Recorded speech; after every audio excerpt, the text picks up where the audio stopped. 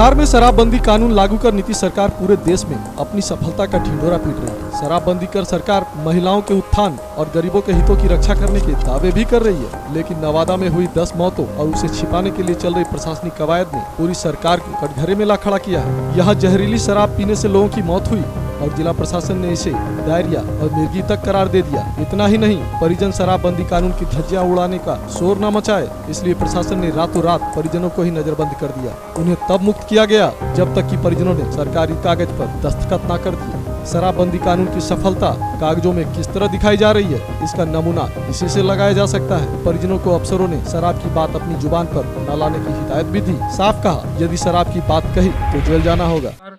जो एक भाई तो चला गया, तुम लोग भी अंदर चले जाओगे।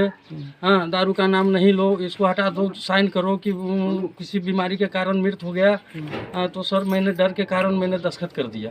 दरअसल नवादा में 10 लोगों की संदिग्ध हालत में मौत हुई। तकरीबन सभी के परिजन बता रहे हैं कि मौत जहरीली शराब पीने से हुई। प्रशासन को भी जहरीली शराब की खबर है, लेकिन उन्होंने समय पर संज्ञान नहीं लिया। नतीजा, एक भी व्यक्ति को बचाने में प्रशासन ने दिलचस्पी नहीं दिखाई। अब लोग नवादा में लगातार हो रही मौत पर शोर मचा रहे हैं। सड़क पर उतरकर नीतीश सरकार के खिलाफ नारेबाजी तक कर रहे हैं।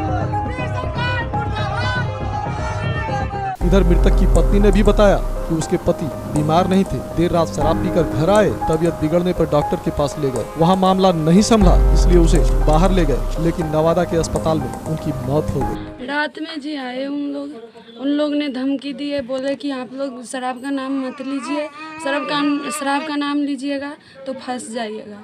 रात में आया, बोला साइन करना पड़ेगा आप लोग का। हमने तो नहीं साइन किए, लेकिन मेरा जो जेठ जी थे वो ही साइन किए हैं और उनको धमकी दिया गया है कि आप लोग फंसिएगा।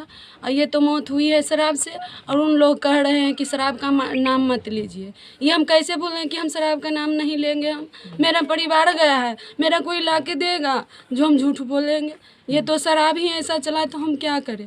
शराब आए, रात में पिए, 3 बजे छुट्टी लिए और 8:30 में रात में आए हैं। आने का घर था, वो गए हैं पीने, खरीदी भी गा। अब वो किससे बात किए नहीं किए वो तो मुझे पता ही नहीं है। जो कहने वाले थे वो तो चलिए गए हैं, वो बताए कहाँ। आए, रात में सोए और सुबह में माए बाप करने लगे। हम लोग देखे, बुलाए, अपना परिवार को नवादा लेके गए। नवादा से रेफर किया, पावापुरी गए। पावापुरी में वहाँ ऑक्सीजन लगा, वहीं डेथ कर चुके। और वहाँ डॉक्टर ने बोला कि ब्रेन हेमरेज हो गया है। तो कोई क्या कह देता है, कोई क्या यहाँ से ले जाइए, प्रशासन आ जाएगा, धमकी दे दिया डॉक्टर ने भी।